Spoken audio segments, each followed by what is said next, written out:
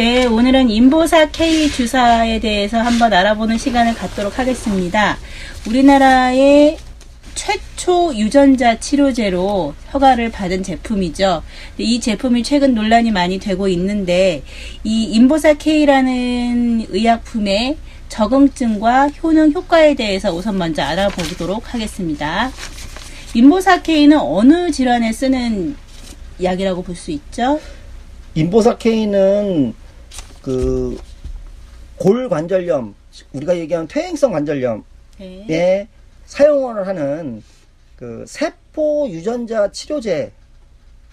그렇죠. 세포 유전자 치료. 원래는 세포 치료제도 되고 유전자 치료제도 되는데 그거를 그 두 개가 경계가 애매하기 때문에 세포 유전자 치료제라고 하는 얘기를 많이 하거든요. 네. 어떤 데에서는 세포 치료제라고 얘기도 하고, 근데 저희는 그냥 세포 유전자 치료제라고 얘기를 하면서 그 골관절염, 퇴행성 관절염을 치료를 하는 세포 유전자 치료제다, 이렇게 정의를 할 수가 있어요. 주사액인 거죠. 주사액이죠. 그리고 이게 그럼 효능 효과가 무엇으로 허가를 받은 것이죠? 일단 퇴행성 관절염이라고 하는 부분들을 저희가 좀 알아봐야 될 텐데요. 퇴행성 관절염은 원인이 여러 가지가 있습니다. 그 여러 가지가 있다는 얘기는 그 원인들이 어떤 원인이 주요하게 작용하는지를 저희들이 확실하게 알지 못한다는 뜻도 있고, 그 원인들이 중층적으로 서로 상호작용을 해서 일으킨다라고 하는 얘기도 있거든요. 네. 그 원인으로 놓고 보면 일단 노화가 제일 큰 부분의 문제일 거고요.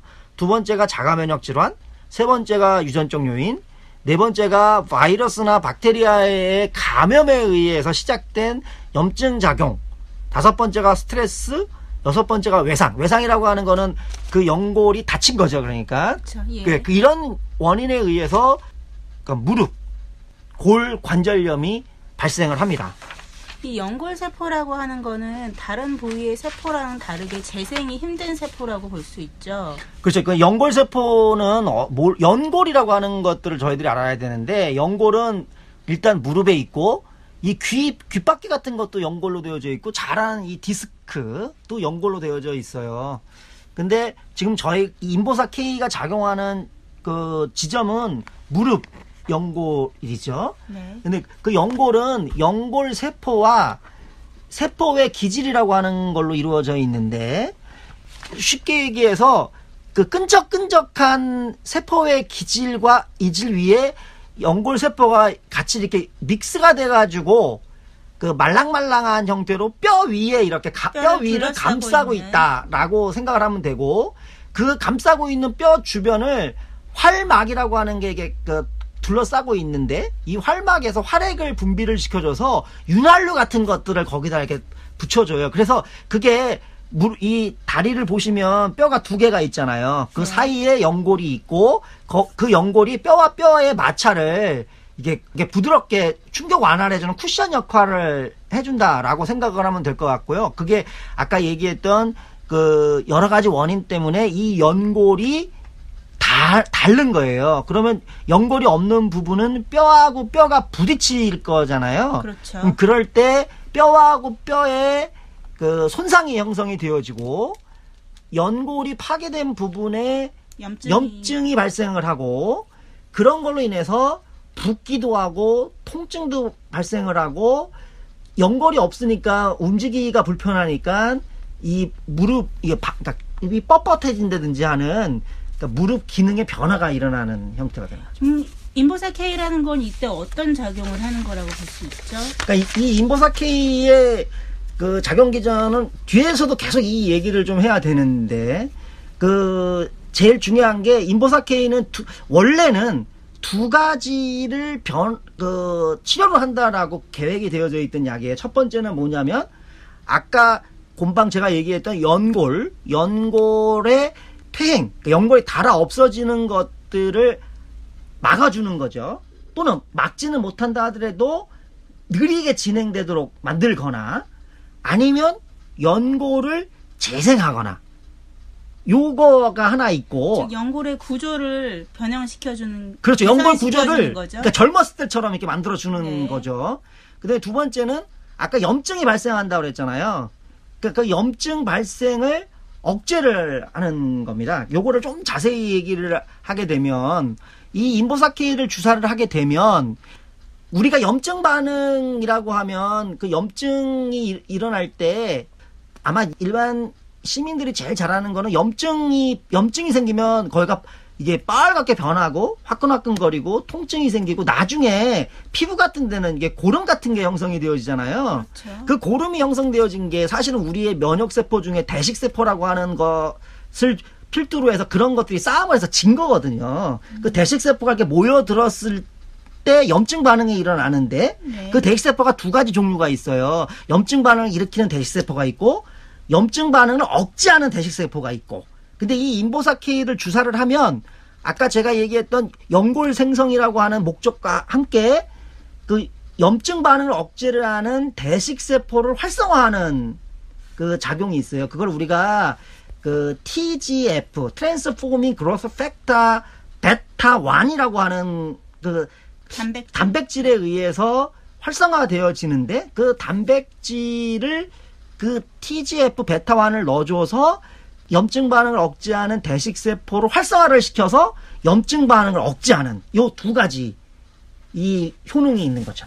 근데 우리나라 식약처에서 허가받은 효능은 지금 말씀하신 두 가지가 아니라 후자인 항염작용으로만 네. 이 인정을 받은 걸로 왜냐하면 알고 있거든요.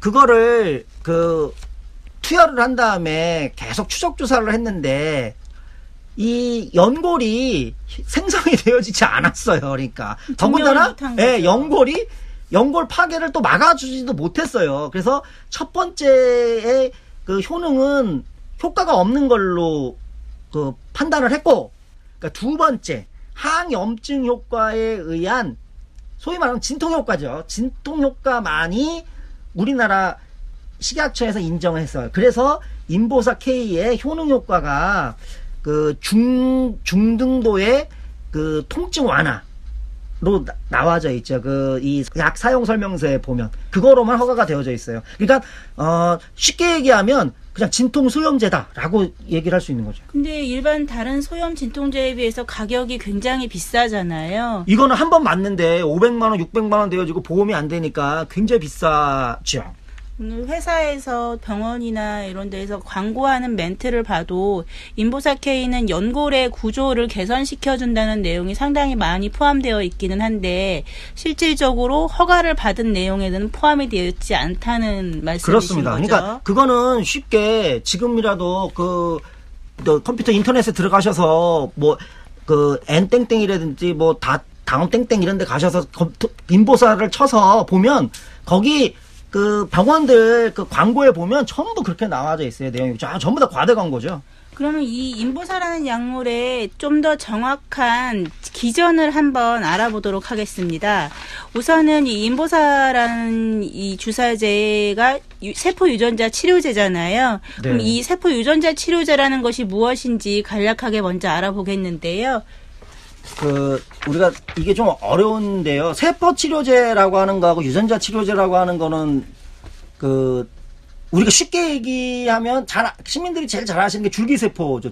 줄기세포가 세포 치료제죠. 그렇죠. 근데 이 세포 치료제는 유전자 조작이 필요가 없어요. 그러니까 그게 무슨 말이냐면 그냥 내 몸속에 있는 거 이걸 자가라고 얘기하고 다른 사람 몸속에 있는 걸 동종이라고 얘기를 하고 동물에 있는 거를 이종이라고 얘기를 하는데 자가가 됐던 동종이 됐던 그거를 그 줄기세포를 꺼내와서 우리 몸속에 넣어주는 거. 그렇기 때문에 유전자 조작을 전혀 하지 않는 걸 우리가 세포치료제라고 얘기를 해요. 그러니까 형질 전환을 하지 않은 세포를 그대로 주입한 게 세포치료제. 네, 그러니까 아까 얘기했던 연골을 만약에 얘기를 하면 그냥 자기 연골을 뽑아다가 자기 연골을 만드는 줄기세포를 뽑아다가 그 줄기세포를 배양을 해서 자기 몸속에 넣는다. 이게 그냥 세포치료제예요.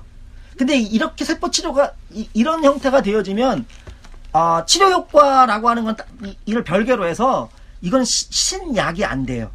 그러니까 어떻게 보면 약값을 많이 받지를 못할 수도 있다는 얘기일 수도 있는데 신약의 기준은 지금 우리나라에 있는 약과 전혀 형태가 다른 약이어야 되거든요. 근데 이거는 내 몸속에 있는 걸 뽑아다가 쓰는 거기 때문에 똑같은 게 있잖아요, 지금. 네네. 그러니까 세포치료제는 신약의 기준에 들어가기는 어렵다라고 하는 게 하나 있고, 어쨌든 세포치료제는 유전자 조작을 하지 않았다가 네. 제일 중요한데, 그 다음에 유전자 치료제라고 하는 게 있어요. 네. 그 유전자 치료제라고 하는 거는 근본 치료제예요. 그러니까 예를 들어서 우리가 그 유전자 질환이 있다고 가정을 하면 그 유전자 질환이 있는 부위에다가 그 유전자를 잘라버리고 정상적인 유전자를 갖다가 껴놓으면 되는 거잖아요. 네. 이게 유전자 치료 방법이거든요. 네. 이건 아주 근본적인 치료가 되어지는 거죠. 근데 이거를 아직까지는 할 수가 없어요. 지금 현재. 그래서 유전자를 직접 우리 몸속에 넣을 수가 없기 때문에 그 유전자 바꿔야 될 유전자. 그러니까 지금 내가 유전병이 있고 그 유전병이 어느 부분에 문제가 생겼다는 거를 우리가 알고 있고, 그래서 그거를 정상적인 유전자로 바꿔야 됐다라고 얘기를 했을 때 그걸 내 몸속에 넣어야 되잖아요. 그 넣을 때 세포를 이용을 하는데, 그 세포가 어떤 거냐면 그 바이러스를 주로 많이 이용을 해요.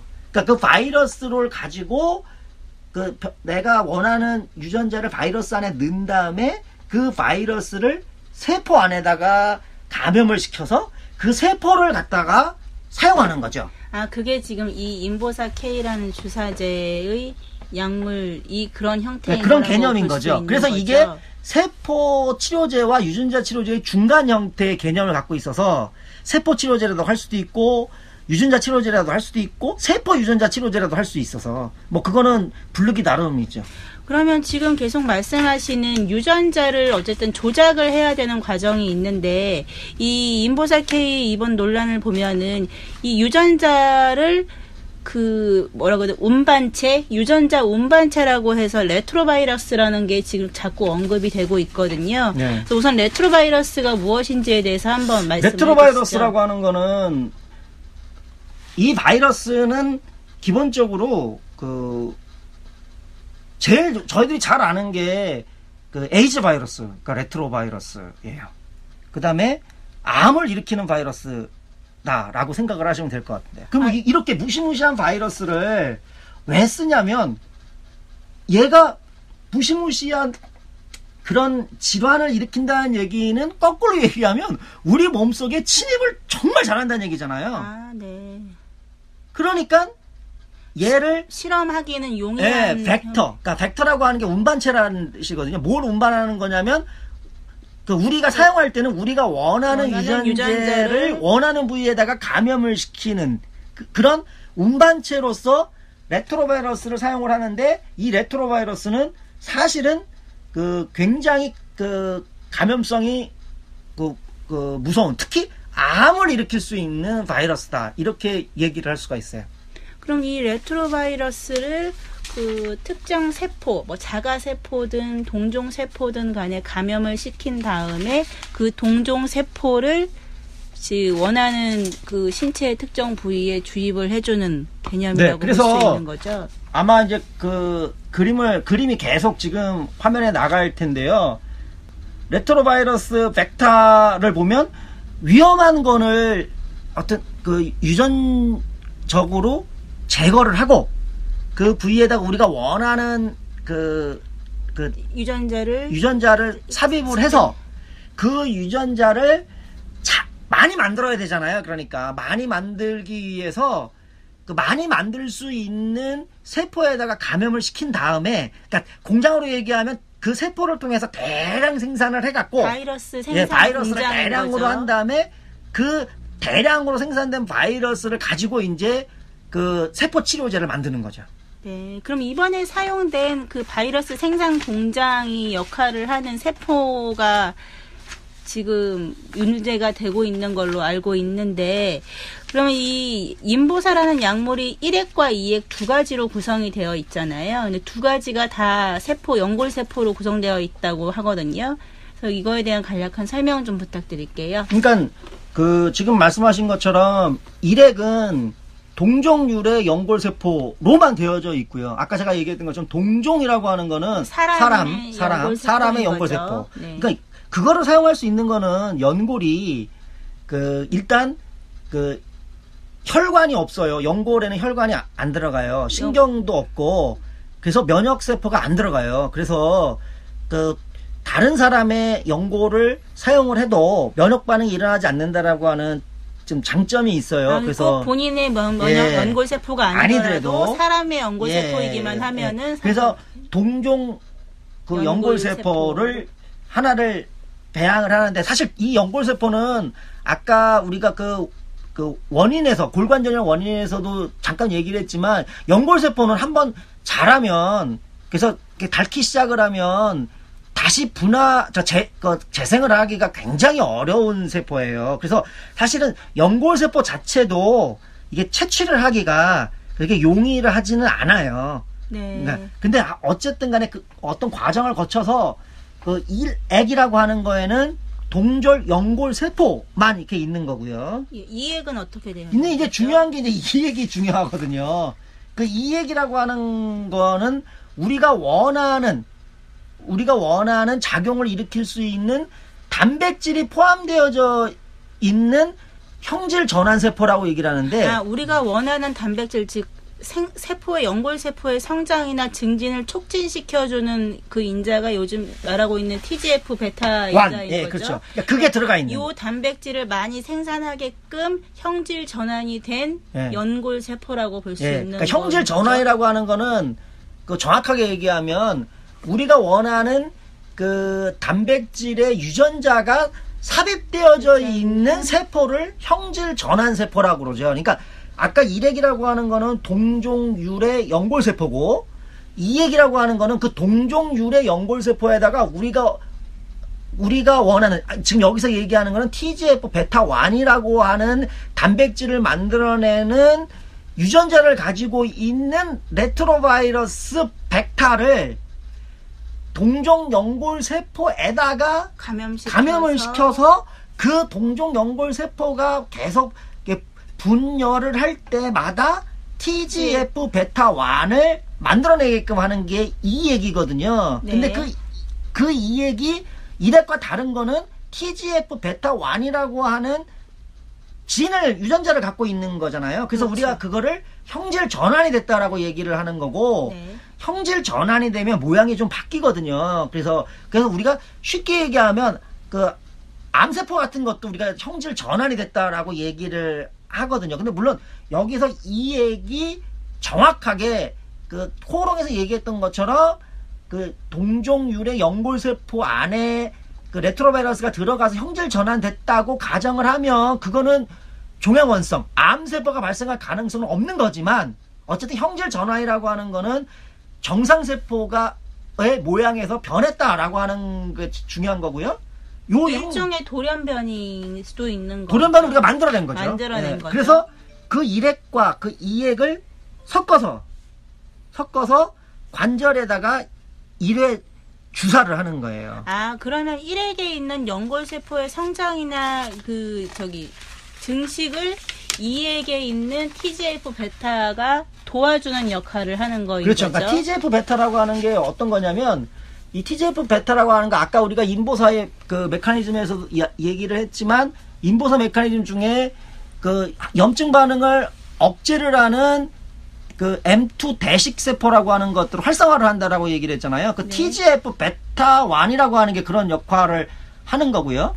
또 그 TGF 베타1이라고 하는 것들이 아까 일액에 동종 연골세포가 있잖아요. 거기에 작용을 해서 그 카트리지라고 하는 연골과 그다음에 그 히알루론산이라고 하는 것들을 이렇게 분비를 시키고 그다음에 아까 우리가 그거는 증명이 안 됐다고 그러는데 그 연골세포를 분열을 시키는 그런 그 연골의 구조를 개선시켜주는 그래서 분열을 시켜야 되니까 그래서 그 연골세포가 많아지게끔 만들어야 되니까 그런 역할을 노리기 위해서 이 일액과 이액을 섞어서 이렇게 주사를 하는 거죠. 그럼 이번에 논란이 되고 있는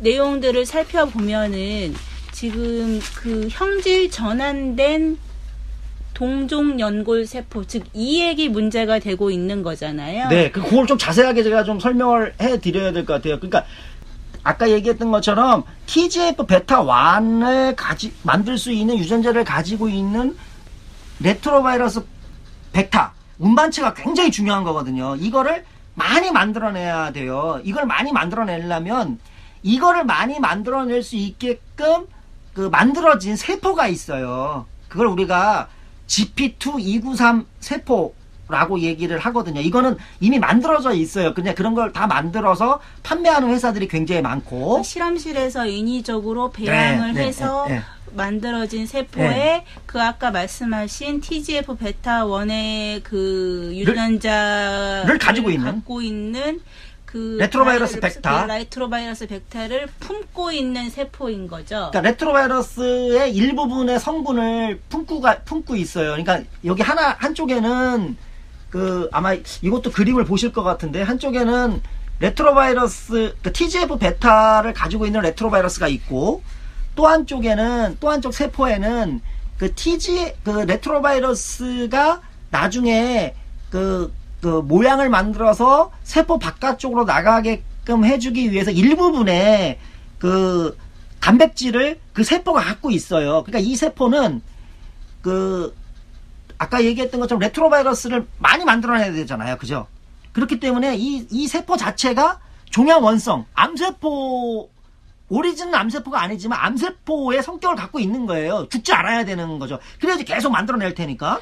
그러면 이게 지금 신장세포잖아요. 네. 이 연골세포 같은 경우에는 지금 말씀하신 계속 증식하는 게 한계가 있기 때문에 신장세포의 일부 중에서 무한 증식하게끔 형질 전환을 시킨 세포 중에 하나가 지금 말씀하신 GP2 셀인 거고 293 셀인 거고, 이 GP2 293 셀에 그 바이러스 벡터를 도입을 했는데 그 TGF 베타 1의 유전자가 도입된 바이러스 벡터를 갖고 있는 그 GP2 293 셀인 거죠. 그러니까 그 GP2 293 셀이라고 하는 거는 종양 원성이에요. 그러니까 암이 될 수 있는 세포다라고 하는 게 굉장히 중요한 거죠. 무한 증식이 가능하고 거죠. 거기에 레트로바이러스의 일부 단백질을 갖고 있어요. 아까 제가 얘기했던 레트로바이러스라고 하는 거는 그 암을 유발할 수가 있는 바이러스라고 얘기를 했잖아요. 그러니까 이 GP2 293 세포라고 하는 거는 암세포이면서 그다음에 암을 유발할 수 있는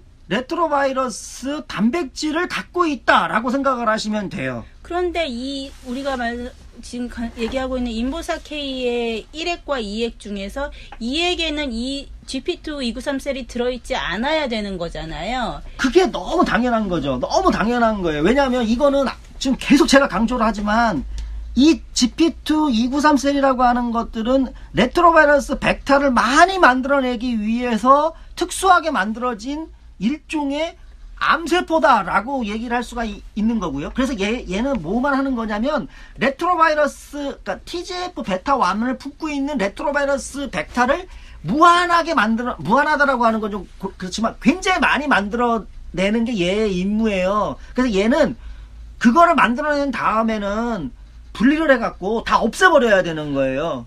여기서 그 GP2 293 셀을 이용해서 만든 레트로바이러스 그 TGF 유전자를 벡터가 연골세포를 다시 감염시킨, 연골세포에 도입된, 그래서 형질 전환된 연골세포만이 2액에 들어있어야 되는데 이번에 밝혀진 거는 여기에 GP2 293 셀이 들어가 있었다는, 혼입이 되어 있었다는 거죠. 그렇죠. 그게 굉장히 큰 부분의 문제가 되어지는 거예요. 이 GP2 293 셀이라는 거는 항암 발암성을 갖고 있는 것이기 때문에, 종양원성, 그렇죠. 종양원성을 갖고 있는 것이기 때문에 인체에 투여한다는 거에 대한 안전성에 대해선 아주 심각한 우려가 있는 상황인 심각한 것이고요. 우려가 있는 게 아니라 인체에 투여하면 안 되는 거죠. 윤리적으로 우리 몸에다가 암을 넣을 수는 없잖아요. 그러니까 예를 들면. 근데 이러한 내용에 대해서 회사 측에서는 어떤 주장을 지금 펴고 있는 상황인가요?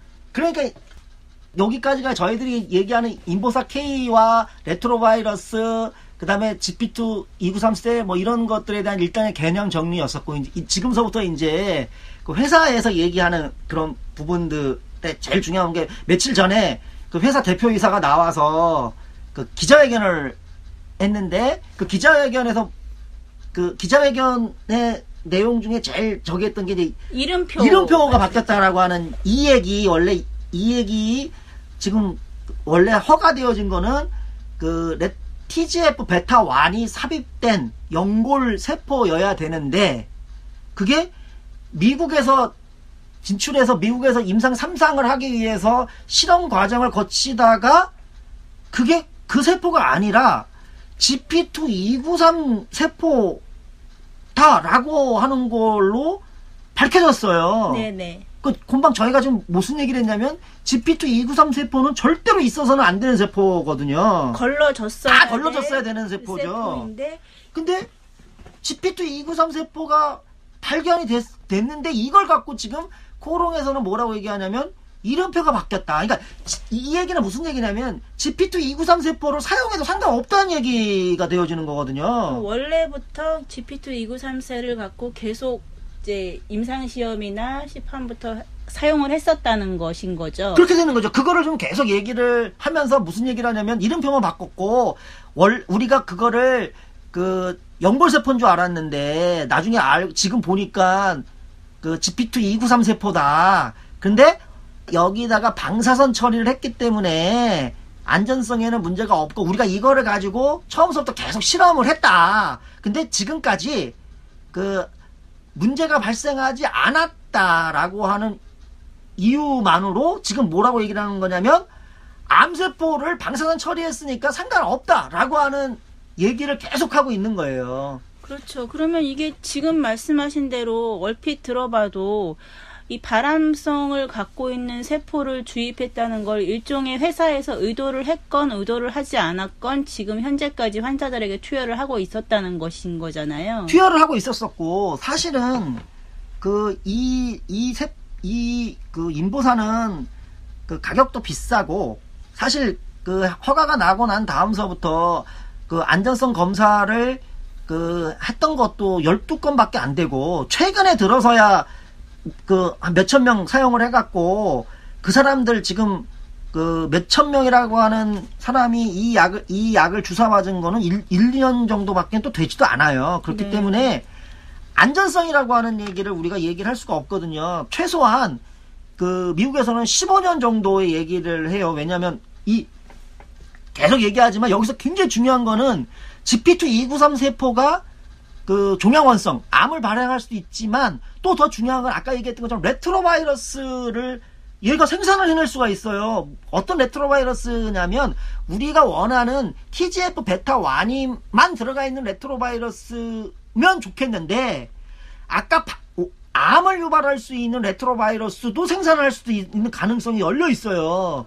네. 그렇기 때문에 자체가 암이고 또 거기서 나오는 게 암을 유발할 수 있는 레트로바이러스를 생산을 할 수도 있는 형태가 되어져 있는 거예요. 그거를 방사선을 조사했기 때문에 안전하다. 이 얘기는 전혀 근거가 없는 얘기가 되어지는 거예요. 왜 그러냐면 우리가 우리 몸 안에다가 암세포를 넣고 실험을 했던 적이 한 번도 없는 거거든요. 그렇죠. 누구도 하려고 하지 않겠죠. 당연히 그건 그렇고 그렇기 때문에 이게 지금 아까 얘기했던 것처럼 12명 관찰한 거, 그 다음에 지금 고작해야 1년 정도 관찰한 것 같고 안전성에 문제가 없다라고 얘기하는 거는 정말 뻔뻔한 얘기가 되어지는 거예요. 섣부른 주장일 수 있는 그리고 또 거죠. 하나는 아까 제가 이 관절은 혈액도 안 가고 신경도 없고 그러니까 면역 반응이 없다고 얘기를 했잖아요. 근데 문제는 그러니까 안전하다라고 얘기를 하는 거는 근거가 없는 얘기예요. 실제로 놓고 보면. 그거는 우리가 실험을 해보지 않았기 때문에 안전한지 안 한지를 알 수가 없는 거고 이 GP2-293 세포를 실험용 쥐에다 넣었을 때 암을 유발을 했던 경우도 많이 있거든요. 그러니까 이 부분에 대해서는 저희들이 안전하다 안 하다라고 하는 것조차를 판단할 수 있는 방법이 없고 세 번째는 더 중요한 거는 원래 이거가 아니었잖아요. 이 얘기라고 하는 거는 연골세포였잖아요. 그러니까 완전히 이 GP2 신장세포는 연골세포로 옮기기 위한 중간 그렇죠. 도구로서만 사용해야 되는데 그리고 없어져야 되는 거고. 없어져야 되는 건데 지금 원래부터 GP2-293 셀이 있었고 이걸로 계속 실험을 했고 치료 지금 과정을 그러니까요. 제일 저가 생각을 할 때는 가능한 게 중간에 GP2-293 세포가 혼합된 게 아니라 원래서부터 GP2-293 세포를 사용한 게 아니었나라고 하는 생각이 들어가는 거예요. 왜냐하면 사실은 처음에 GP2-293하고 연골세포가 혼합이 되어질 수 있는 가능성이 있으니까 그 염색체 검사를 하거든요. 근데 염색체 개수가 달라요. 얘네 둘이. 그럼 그 검사를 하면 얘가 혼합됐다는 걸 처음부터 알 수가 있었을 거거든요. 그 염색체 검사를 그러면 회사 측에서도 소홀히 한 거고 식약처에서도 어떻게 보면 그걸 안 했다고도 볼 수 있는 거네요. 회사에서 그 허가를 받기 위해서는 중앙약심이라고 하는 거를 하잖아요. 그 중앙약심에 낸 자료에는 이걸 다 했다고 얘기를 한 거니까 거기에 있는 사람들은 서류 검사만 하는 형태가 되어지는 거니까 그걸 믿은 거죠. 엄연히 유전자 설 형태가 다른데 네. 그거를 지금 체킹이 안 돼 있는 했다고 거죠. 얘네들 했다고 얘기를 하는 뭐 거죠. 회사에서는 했다고 얘기를 하니까 계속 그런 그 안전성 검사를 다 했다고 얘기를 하는 거니까 그 자료를 갖고 했다고 자료를 갖다 내밀고 식약처에서 그렇다고 그러니까 그 중앙약심에 있는 위원들은 그렇다라고밖에 볼 수가 없는 거죠. 예를 들면 잘못되어져 있는 문제 내고 그거 쭉 풀어서 잘못되어 있는 답이 나온 거예요. 그러니까 근데 그 과정은 맞겠죠. 그 과정은 하지만 전제가 잘못되어져 있는 거죠. 세포가 바뀌었던 거죠. 세포가 바뀌었기 때문에 이건 다른 성분인 거예요. 다른 성분. 그런데 지금 회사 측의 논리로라면 GP2-293셀의 감마선 조사를 하고 해서 이런 발암성이나 라는 위험에 대한 부분은 안심해도 된다라는 의견인데, 그러면 애초에 처음부터 이 액을 GP2-293셀로 만들면 되는데 굳이 연골세포로 만들 필요가 없지 않았나요? 그러니까 그게 아주 본질적인 질문이에요. 그러니까 지금 말씀하신 것처럼 그러면 제가 거꾸로 코오롱에다 물어보고 싶은 거예요. 이 액을 왜 만들었을까요? 그냥 이 액 만들려면 지금 힘들잖아요. 연골세포도 다시 키워야 되고 또 그 벡터도 만들어야 되고 그렇잖아요. 그렇죠. 단계가 더 한 단계가 많아요. 그렇죠. 여러 단계가 들어올 텐데 그럼 그냥 아예 이 액을 GP2-293세포로 만든 다음에 GP2-293세포에 그 TGF 베타 1을 그 주입을 시킨 다음에 방사선 조사해서 이 액을 만들면 가격도 싸고 시간도 훨씬 단축됐을 텐데 왜 그렇게 안 만들었나요? 이렇게 물어보면 아마 이거를 코오롱이 아니라 다른 회사에 있는 사람들한테 물어보면 저한테 뭐라고 했을 거예요? 저보고 제정신이냐고 얘기를 했을 거예요. 어떻게 암세포로 될 수 있는 거를 약으로 만들어서 넣을 수 있느냐? 그건 도저히 있을 수 없는 얘기라고 얘기를 할 거라고요. 분명히 그렇지 않겠어요? 근데 계속 코오롱은 방사선을 조사했기 때문에 안전성에는 문제 없다라고 하는 정말 말도 안 되는 얘기를 하고 있는 거예요. 우선 허가를 받은 항염작용에 대해서도 한번 살펴보면 그 항염작용을 일으키는 대식세포를 TGF-베타가 그 대식세포에 많이 만들어내는 측면이 있기 때문에 M2 대식세포예요. M2. 예, M2 대식세포를 만들어내기 때문에 이 관절 연골 부위의 염증을 완화해서 통증을 줄여줄 수 있는 효과가 있다는 걸로 우리나라에서 식약처에서는 허가를 받은 내용인데 이 부분은 문제가 없나요? 그러니까 이제 그것도 저희들이 한번 곰곰이 생각해 볼 필요가 있어요. 그러니까 이 골관절염의 통증이 어떻게 유발이 되어지느냐 이거 잘 모르거든요. 저희들이 사실은 정확하게는 잘 모른다고 얘기하는 게 아까 계속 제가 여러 가지 원인이 복합적으로 나타난다라고 얘기를 했기 때문에 뭐가 주요한 원인인지는 잘 모르고 있다라고 하는 게 사실 솔직하죠? 통증이라는 건 굉장히 주관적인 거죠. 것도 있고요. 네. 근데 문제는 이런 거예요. 어떤 거냐면 그 통증이라고 하는 부분들이 이 골관절염 같은 경우에는 이 계절에 따라서도 통증이 좀 다르고요. 환자의 상태에 따라서도 좀 통증이 좀 달라요. 그래서 본인이 통증을 느끼는 주관적인 그 느낌, 이 판정이 다를 수가 있어요. 그렇기 때문에 아까 저희가 인보사의 효능 효과에서 항염증 작용, 그러니까 M2 대식세포를 활성화를 시켜서 항염증 작용이 일어나서 그걸로 인해서 통증이 줄어들었다라고 하는 부분들을 그대로 이게 믿을 수 있는 것인지라고 하는 거는 논란의 여지가 있다고 저는 생각을 해요. 왜냐하면 골관절염에서 통증 유발의 핵심은 어쨌든 연골이 닳아서 뼈하고 뼈의 마찰에 의해서 거기서 염증이 생기는 거거든요. 근데 그게 해결이 안 되는데 어떻게 항염증 작용 하나만 가지고 그 통증이라고 하는 부분들을 해결할 수가 있었을까라고 하는 부분에 있어서는 저는 조금 사실은 더 많은 이 근거가 있어야 되는 거 아닌가라고 하는 거고. 한 번 주사를 맞는데 거의 5,600만 원 정도 하기 때문에 사실 비용적으로 굉장히 큰 부담이라서 효능 효과가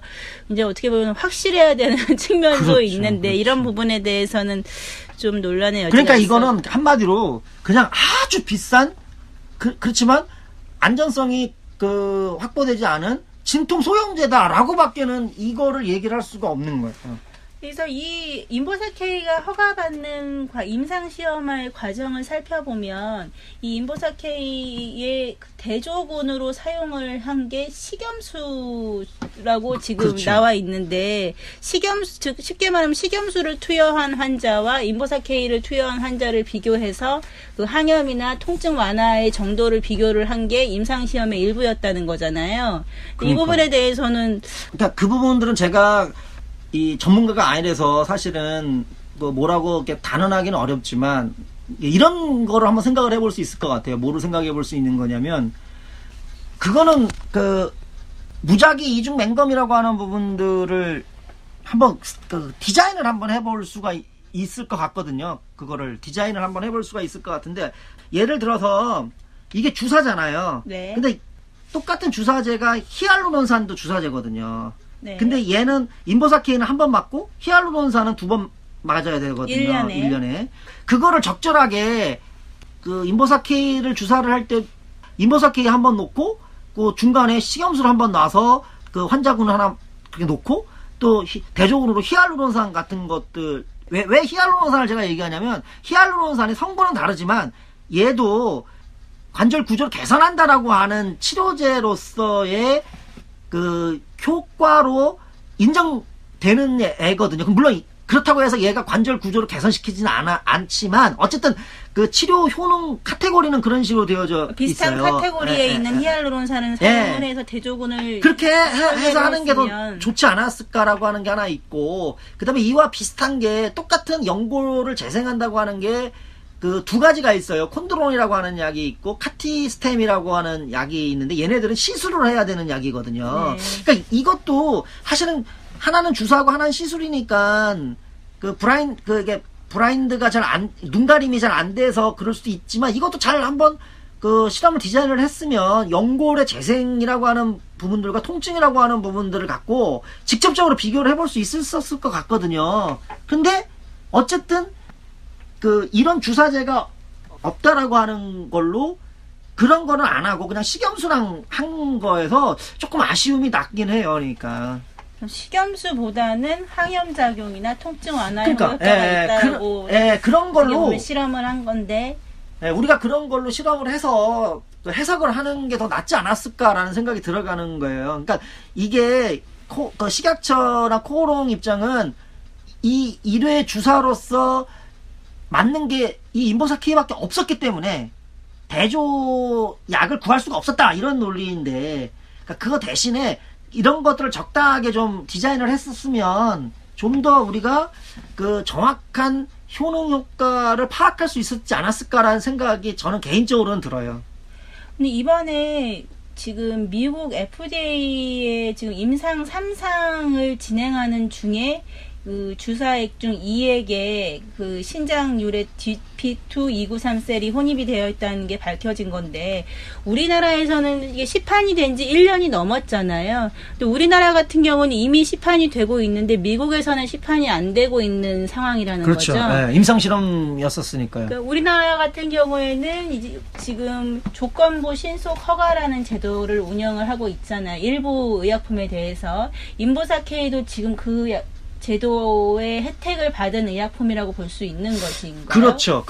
왜냐하면 임상 2상을 끝내고 난 다음에 그다음에 3상 실험을 안 하고 지금 말씀하신 것처럼 조건부로 해갖고 허가를 내줘. 원래는 임상 1상, 2상, 3상까지 해야 마무리를 한 다음에 시판을 해야 되는 게 정상적인 과정인데 2상까지만 하고 이제 3상을 한다는 일종의 그렇죠. 약속을 받고 미리 시판 허가를 내준 게 우리나라의 식약처에서 그렇게 근데 이제 이런 문제가 발생을 한 거예요, 지금. 예를 들어서 만약에 저희들이 케미칼 드럭 지금 우리가 이 인보사 K는 생물학적 바이오의약품이죠. 생물학적 제재잖아요. 바이올로지컬이잖아요. 만약에 이 화학 치료제에서 이런 문제가 발생했다 그러면 아마 난리가 났을 겁니다. 속된 말로 하면 이거는 있을 수가 없는 얘기거든요. 근데 이게 세포 치료제 더군다나 이게 그 첨단이고 이게 돈이 되어진다라고 하는 그래서 정부에서 지금 현재 이 바이오 쪽은 아주 전폭적으로 그 육성하는 산업으로 이게 되어져 있잖아요. 법안도 첨단재생의료법이라고 해서 지금 현재 발의도 되고 있고 그러니까요. 논의 중인 걸로 알고 있거든요. 근데 지금 물론 이 인보사 K라고 하는 것들은 그 전 정부에서부터 이제 진행이 되어졌던 거긴 하지만 이 인보사 K뿐만 아니라 이와 비슷한 그 세포 치료제들의 안전성이라고 하는 부분들이 이 인보사 K에서 봤듯이 굉장히 그 부실할 가능성이 크다라고 하는 거예요. 그러니까 전 세계 줄기세포 치료제 중에 줄기세포가 총 8개가 있는데 우리나라 같은 경우에 4개가 지금 현재 식약처에서 허가를 해준 상황이잖아요. 그러니까 그게 이제 그렇게 허가를 해줬을 때 더욱더 그 처음이기 때문에 효능도 효능이지만 안전성이라고 하는 부분에 대해서 굉장히 타이트하게 그 관찰을 해야 되는 건데 지금 우리가 이 인보사 K에서 지금 얘기를 했던 것처럼 처음서부터 전제가 틀리기 시작을 했던 거예요. 그러니까 처음서부터 얘기했던 세포가 아닌 세포로 실험을 한 거고 그걸 갖고 계속 진행을 시켰던 지금 이거 그래서 이것도 우리나라에서 발견한 게 아니라 미국 가가지고 발견을 한 거거든요. 우리나라 식약처에서는 왜 이거를 발견하지 못했을까요? 그거는 우리나라 식약처가 미국 식약처보다는 이런 인력 숫자도 적지만 이거를 이렇게 발견할 수 있는 인력 풀이 안 된다고밖에는 볼 수가 없어요. 근데 일반 상식에서 봐도 아예 다른 세포면은 어떤 그 검사만 유전자 검사라든지 그 서열 검사만 해도 간단하게 알 수 있는 내용인데 간단하게는 아니더라도 근데 이러한 거를 제대로 검사를 해보고 허가를 해주라고 만든 게 식약처인 거잖아요. 근데 식약처에서는 지금 그 기능을 못하고 있었던 그러니까 거라고 식약처가 이런 거를 뭐 잘하는 것도 있지만 정말 일반적으로 놓고 보면 잘 못해요. 이런 비슷한 사례가 락테올이 이런 게 있었었거든요. 아, 동화약품. 네, 락테올이 처음에 허가된 락테올과 성분이 다른 락테올이 나중에 그 들어온 거예요. 근데 그거를 몰랐던 거예요. 그건 어떻게 밝혀진 그게 거죠? 이제 재 심사인가 뭐 그걸 하다가 그 자료를 다시 제출해야 되는데 그 회사가 프랑스 회사인데 회사가 없어졌어요. 아. 그러니까 그럼 처음에 오리진 회사가 그럼 이거를 어떻게 해야 되지 찾아보니까 회사가 바뀌면서 약의 그 락테올 그 유산균 균주가 바뀐 거예요. 근데 그걸 식약처에서는 몰랐던 네. 것인 거죠. 그 식약처가 그걸 제가 알기로는 식약처가 어떻게 알았냐면 출장 갔다가 알은 걸로 알고 있어요. 그 회사 그 나라에 출장 갔다가 그걸 어떻게 우연찮게 발견을 해서 그거 갖고 그 락테올을 만들어 놓은 회사한테 물어봤더니 그 회사도 몰라서 나중에 찾아봤더니 그렇게 됐다. 이렇게 저는 그 히스토리를 알고 있거든요. 그것도 하여튼 우연히 발견한 거죠. 그래서 이거는 그 다음에 금방 그 락테올은 허가를 취소를 했어요. 그래서 다시 그 새로운 균주를 갖고 새로운 실험을 해서 다시 허가를 받아야만 되는 상황에 온 거였었거든요. 그러니까 이 인보사 K도 다음 4월 15일날 이걸 식약청에서 발표를 한다고 얘기를 하던데 이건 반드시 허가가 취소가 되어야 됩니다. 반드시 허가가 취소가 되어야 되고 허가가 취소뿐만 아니라 사실은 이거를 이제까지 이렇게 방치를 해둔 식약처죠 지금가 상당한 책임과 함께 이거에 대해서 책임을 져야 되는 부분들이 있고 코오롱도 역시 마찬가지로 이거를 그 주사를 맞은 그 지금 한 3천여 명 된다고 그러는데 그분들의 앞으로의 그 이것들이 어떤 식의 그 문제가 발생할 것인지에 대한 그 세이프티 관찰뿐만 아니라 이분들한테 저는 사실은 민사상의 배상도 저는 해줘야 된다고 생각을 하고 있고요. 이게 이 세포가 바뀌었느냐라고 하는 거에 대한 고의성 여부에 따라서는 저는 코오롱이 형사상에 굉장히 무거운 책임도 져야 된다라고 그 생각을 하고 있어요. 그리고 다시 한번 얘기를 하지만 이렇게 그 안전성에 문제가 있는 데이터를 그 데이터가 고의적으로 조작이 돼서 그거를 가지고 실험을 하는 그 결과를 갖고 그거를 기초로 해서 바이오 쪽이 굉장히 유망하다라고 하는 결론을 도출하는 이거는 굉장히 위험한 거다라고 생각을 하고 있거든요. 그렇기 때문에 지금 국회에 계류 중인 첨단 재생의료법 및 첨단 바이오 의약품법 이 부분들이 사실은 그 처음에 제안됐던 것보다는 많은 부분에서 규제가 좀 강화됐긴 했지만 제가 생각을 할 때는 이 법안 자체가 사실은 굉장히 빈약한 근거로 도출되어져 있는 법안이기 때문에 저는 이 법안은 그 돈을 벌려고 하지 말고 안전성을 생각을 한다면 폐기가 돼야 된다고 생각합니다. 그럼 현재 우리나라에서 시판 허가되어 있는 바이오 의약품들을 전면적으로 다시 한번 안전성 검사를 해야 될 필요도 있지 않을까요? 저는 그렇게 생각해요. 기존에 지금 나와 있는 것들에 대한 안전성 검사를 다시 해야 되는 거고 인보사 K뿐만이 아니라 다른 제품들도 이 세포 치료제를 우리가 그 바이오 의약품이라고 하는 이 범주가 우리가 많은 부분들을 사실은 알고 있지 못하거든요. 이 부분들을 신중하게 접근을 해야 된다. 그러니까 이거에 대한 장밋빛 얘기만 하지 말고, 그러니까 뭐 치료 성능이 상당히 뛰어나다든지 이거를 통해서 대박이 날 수 있다든지라고 하는 경제 성장도 지금 어떻게 보면 동력으로 이용을 하고 있는 거라고 사실은 그 인버사케이 문제가 되고 난 다음에 코오롱 주가가 막 그 들쑥날쑥하면서 쭉쭉쭉 떨어지는 경우도 있고 아까 오늘 보니까 시가총액이 40%가 날아갔다라고 하는 얘기도 한단 말이에요. 그러니까 이건 뭘 얘기를 하는 거냐면 이미 사람들한테 장밋빛으로 이거 여기 투자하면 돈을 많이 벌 수 있다라고 하는 사람들이 지금 인버사케이 투자한 사람 중에 상당 40%가 날아갔으면 어떤 사람들은 상당히 많은 적자를 봤다라고밖에 생각을 할 수가 없지 않겠어요? 그러니까 그거를 정부에서 그런 정책적으로 조장을 해서는 안 된다고 생각을 해요. 네, 오늘은 지금 인보사 K 주사 의약품에 대해서 한번 알아보는 시간을 가졌습니다.